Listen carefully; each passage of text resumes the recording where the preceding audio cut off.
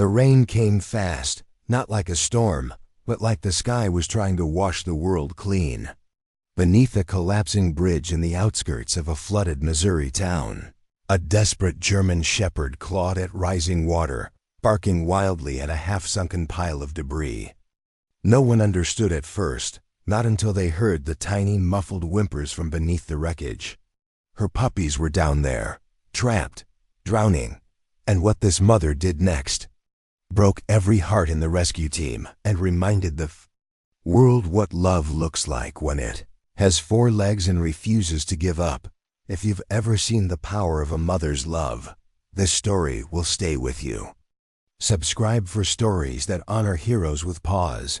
The storm had started 2 nights before, creeping in across the flatlands like a silent warning. By morning, rivers in southern Missouri had burst their banks, swallowing highways, barns, and backyards with a fury no forecast had predicted. In the town of Haven Creek, rescue crews were deployed at dawn, boats slicing through streets that used to be sidewalks, houses reduced to rooftops poking out of muddy currents, and in the middle of it all, near the broken spine of an old railroad bridge, a German shepherd stood alone on a concrete slab. She was soaked to the bone, her ribs visible beneath her matted fur. Eyes wide with panic and purpose. Officer Daniel Reyes spotted her first from the front of his rescue boat. "Hold up," he said, motioning for the driver to slow. "What's she doing out here?" The shepherd barked, sharp, insistent, then turned and lunged at the pile of shattered wood and twisted metal beneath the bridge. Her front paws splashed into the rising water, claws scraping at debris. She whined, then barked again. Not afraid, demanding. They drew closer, the roar of the current nearly drowning out her cries. Daniel stood and squinted into the wreckage. For a moment, all he saw was garbage and rain. And then, movement. A small paw dot, then another. "Oh my God," he breathed. "There are puppies in there." The shepherd leapt again, pushing her body into the water, trying to wedge herself between planks of broken flooring and soaked insulation. Her back legs kicked violently, tail thrashing, teeth gripping at anything loose. Daniel jumped into the waist-deep water. "Get the gear. She's trying to dig them out herself." The others sprang into action, ropes, crowbars, anything they could find. The dog wouldn't stop. Her gums were bleeding from ripping at the wood. Her chest scraped raw from forcing herself into crevices no animal should have entered. Finally, after what felt like an hour but was only minutes, Daniel yanked back a chunk of plywood and found a tiny body. A puppy, shaking, a live dot and then another, and another dot, 3 in total, huddled against each other in a water-filled pocket beneath the debris, kept from drowning only by the desperate tunneling their mother had done before help arrived. When the last pup was lifted into the arms of a medic, the German shepherd collapsed in the water. Not unconscious, just finished. Her job was done. Daniel scooped her up in his arms, tears mixing with rain on his face. "She saved them," he whispered. "She did everything she could." As the boat pulled away, carrying one dog and her 3 babies to safety, the floodwater continued to rise behind them, swallowing the spot where they had been. But what stayed above the surface was love. The veterinary clinic smelled like antiseptic and wet fur. It was the only place in Haven Creek still running on generator power. Its waiting room now repurposed into a triage center for animals pulled from floodwaters. Inside, on a thick blanket beneath a heat lamp, the German shepherd lay curled around her 3 puppies, their tiny bodies pressed tightly against her for warmth. Her name, they discovered from a soaked and barely legible microchip scan, was Roxy. She belonged to a man named Harold Kemp, a retired firefighter who lived on the edge of town, or at least used to. His house had been one of the first swept off its foundation. There'd been no sign of him since Officer Daniel Reyes hadn't left her side. He stood at the window, arms folded, watching as the clinic staff gently cleaned each pup and checked for water in their lungs. "She did more than we ever could," he said quietly to Dr. Liz Harmon, The town's only vet. Liz nodded, her gloved hands moving carefully over a pup's belly. Most dogs panic in floods. She stayed. She fought. She clawed through wood for them. That's not instinct. That's love. Outside, sirens wailed in the distance. Another levee had broken upriver. More rescues. More chaos. But here, in this tiny corner of calm, time slowed down. One of the puppies whimpered, then nuzzled against Roxy's neck. Her ears twitched. She opened her eyes slowly, pain visible in every blink, but her body shifted to shield them again. Daniel knelt beside her. Easy, girl. You're safe now. She looked at him, really looked, her amber eyes locking with his like she understood every word. We found her because she wouldn't stop crying, he said aloud, mostly to himself. Even when the water was rising. Even when she knew. No one could hear her. Dr. Liz smiled softly. Someone did. The youngest pup let out a sharp sneeze and wriggled out from beneath his mother's chest. His fur was still damp, ears too big for his head. He made it halfway across the blanket. Before tripping over his own paws and landing in a confused pile, Daniel laughed. It was the first real laugh he'd allowed himself in days. They're gonna be okay, Liz said. All of them. We'll keep them overnight for observation, then move them to the recovery wing. And after that, she hesitated. No. No next of kin. The shelter's still underwater. Daniel looked back at Roxy. She had fallen asleep again, finally at peace. Her puppies pressed into her, 3 little heartbeats wrapped in fur. I'll take them, he said suddenly. All of them. Liz raised her eyebrows. You sure? He nodded. She didn't give up on them. Neither will I. And somewhere, in her sleep, Roxy's tail gave a soft, slow thump. The rain hadn't stopped. It just changed direction, no longer slamming the earth in fury, but drifting sideways like a long, slow exhale. Daniel drove through the remnants of Haven Creek, windshield wipers clicking rhythmically as they passed what used to be people's lives. Soggy furniture piled on sidewalks, toys floating in muddy ditches, houses cracked open like eggshells. And all around it, silence, the kind that came only after disaster, when everything still standing was too stunned to speak. In the backseat of the SUV, Roxy rested inside a crate lined with towels. Her body remained weak, but her eyes were awake now, alert. One paw stretched protectively toward the box beside her, a heat-packed carrier holding her 3 pups. Each was swaddled gently in cloth, their noses twitching, tiny feet curling with every breath. Daniel checked the rear-view mirror again. Almost there, girl, he said softly. Just hang in. He turned onto an unpaved road leading toward what remained of the Kemp property. A National Guard checkpoint was still active at the corner, sandbags stacked chest-high beside military trucks. One of the guards stepped forward, recognizing Daniel. You sure you want to go in there? It's barely standing. Daniel nodded. I have to. The owner, Harold Kemp, he might have made it. The guard hesitated, then waved him through. What used to be a farmhouse now resembled a skeleton. The left wall had collapsed. The porch was gone. But miraculously, a portion of the main structure still held together, and through a busted screen door, Daniel saw movement. He parked quickly and got out, heart thudding in his chest. Hello, he called. Harold Kemp? A moment passed. Then the door creaked wider, and an elderly man stepped into view. Soaked, gray-bearded, leaning on a cane made of broken wood. His face was streaked with dirt, his shirt torn at the sleeve.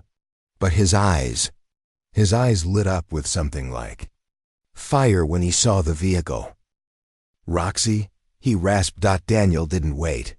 He opened the back, gently lifting the crate first. She made it, and your pups too. Harold stumbled forward, knees shaking as he dropped to the wet earth. Oh my God, she found them? She found them? Roxy gave a weak whine as she saw him, then lifted her head higher. Her tail brushed the side of the crate once. Twice. Daniel opened the door, and Roxy slowly stepped out, limping but focused. She walked straight into Harold's arms, pressing her head to his chest as if she needed to feel his heartbeat, just to believe he was real. The old man broke. Tears poured down his face as he held her, his rough hands shaking over her ribs and ears. "I thought I lost you. I thought I lost everything." Daniel placed the puppy box beside them. She went back into the flood for them, dug them out herself. Harold looked up, eyes red. "That dog saved me once from a fire, saved my neighbor from a gas leak. And now she saved her babies." He kissed the top of her head. "You're not just a good dog, Roxy. You're the best thing this world's got left." Word spreads differently in small towns. It doesn't move with headlines. It ripples through whispers, coffee shop murmurs, and porch swing stories. By the time the sun had fully risen over Haven Creek, everyone within a 10-mile radius had heard about the German Shepherd, who clawed through flood wreckage to save her own puppies. And by noon, the outside world was listening to. Daniel hadn't intended to turn it into a story. He just posted a photo on his personal Facebook, a snapshot of Roxy curled around her pups in the clinic, her body still soaked but her eyes full of something too deep to name. The caption was simple: "A mother's love doesn't care about water levels. She saved them." Within hours, the post had been shared over 100,000 times. News vans began lining up at the edge of the county. Reporters called the precinct asking for interviews. Animal rescue groups wanted updates. Someone even offered to make a children's book about Roxy, but for Daniel, none of it felt like a headline. It still felt like a miracle. Back at the clinic, Harold sat in a folding chair, his back against the warm wall, holding a towel-wrapped puppy in his lap. He was still recovering from hypothermia, but he refused to be admitted anywhere. "I ain't leaving her again," he told the nurses. "Not after what she did." Roxy, though fragile, had regained some strength. She stayed close to her pups. Ears perked every time someone entered the room. And when she saw Daniel, she would wag her tail just once, a soft, slow thump, like a nod between old friends. Grace from the Missouri Animal Welfare Coalition arrived that afternoon, clipboard in hand, glasses fogging from the humidity. She knelt beside Roxy's pen, stunned. "I've seen dogs survive floods. I've seen them carry pups in their mouths. But this?" She looked at Daniel. She went into the debris. "She fought the flood." Daniel nodded. "She didn't even pause, like she knew no one else was coming." Later, a local journalist named Leah showed up. She'd grown up in Haven Creek and covered everything from county fairs to political scandals. But when she saw Roxy, her eyes welled up. "This isn't a rescue story," she said quietly. "This is a legacy. People are desperate for something pure. This is it." She asked Harold for permission to interview him. He agreed, but only on one condition: tell it the way it happened. Don't make her some fairy tale. She's real. She bled. She broke. But she never gave up. The article hit the front page the next morning. She chose to save them. The dog that refused to let go. By day's end, donations poured in. The clinic got offers to upgrade their equipment. The shelter, once underwater, received funding to rebuild.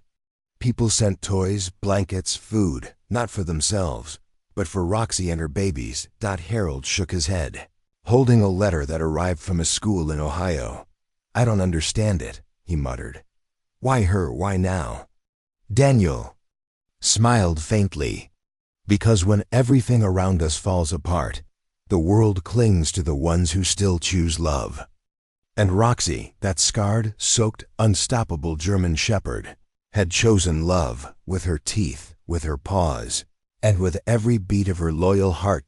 It had been 6 days since the flood, and Haven Creek was slowly finding its breath again. Power lines hummed to life. Grocery stores reopened with half-stocked shelves.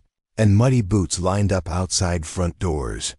But at the edge of town, inside a sunlit room at the animal clinic, time felt different, softer, kinder. Roxy's puppies had begun to open their eyes. Their tiny yelps echoed down the quiet hallway like notes of music long overdue. One was bold, always crawling toward the edge of the blanket. The second always followed, and the third, the runt, never left Roxy's side. She kept her paw gently over his belly when he slept, as if she could shield him from the world even in dreams.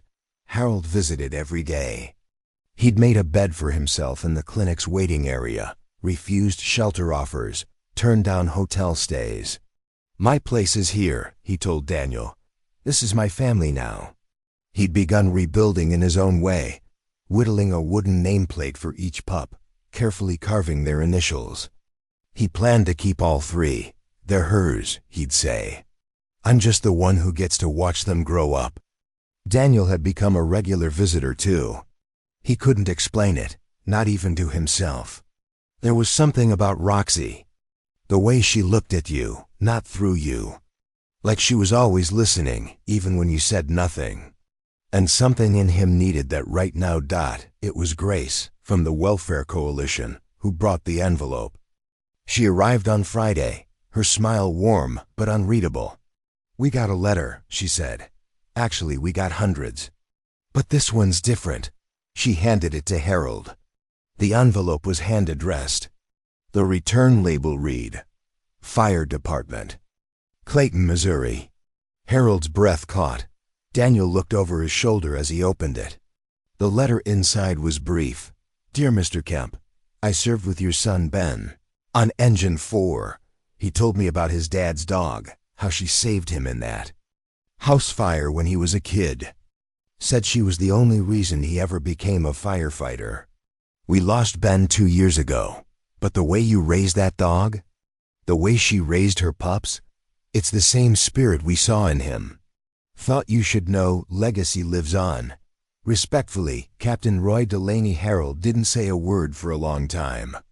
He just stared at the letter, lips trembling, the paper shaking gently in his hands.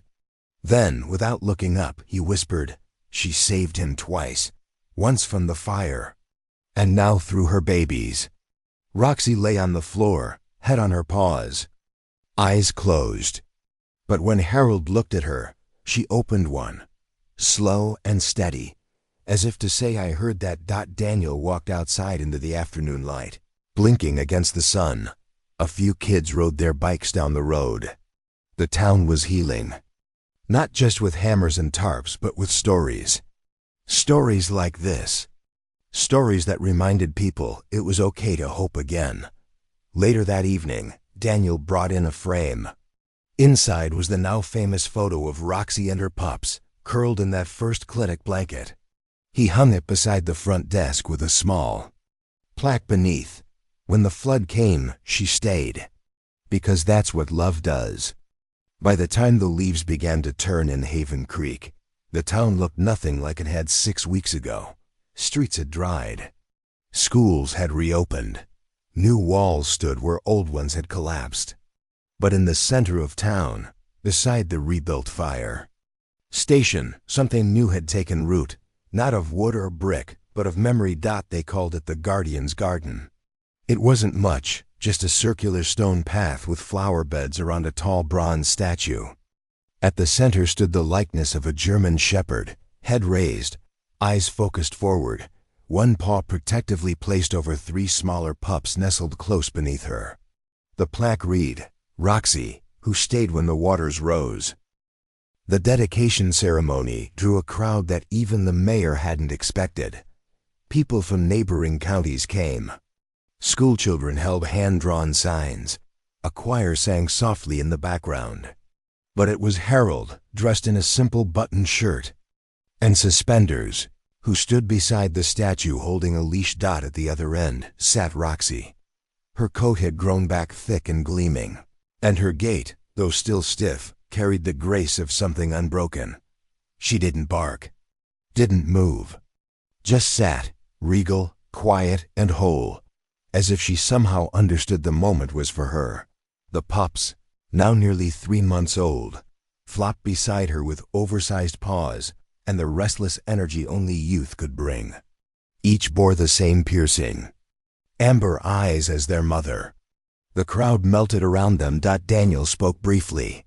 He told the story, not the internet version, not the one cut for television, but the truth. The sound of her paws clawing against wood. The way she collapsed when her last pup was pulled free. The look she gave when she saw Harold again.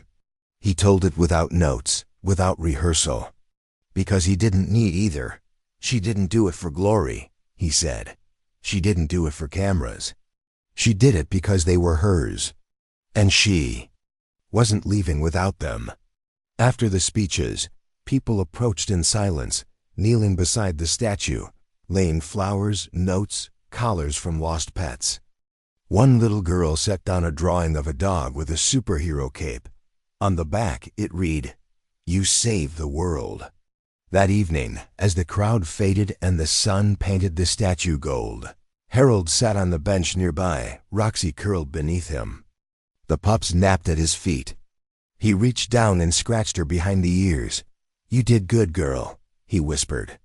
"Real good." She licked his hand once, slow and deliberate. Daniel walked over with a coffee in each hand, offering one. "Still thinking about what to name them?" Harold chuckled. "Been trying. But I keep circling back to names that feel like hers." Daniel sat beside him. Legacy doesn't always live in names. Sometimes it lives in what they become. The two men sat in silence for a while, watching the wind stir the petals in the garden. Later that night, as Haven Creek slept under a quiet sky, Roxy lay on the porch of Harold's rebuilt home, Pups, tucked into a blanket beside her. She watched the stars, not as a dog, but as something deeper, a guardian, a survivor, a mother who chose love even when the waters rose.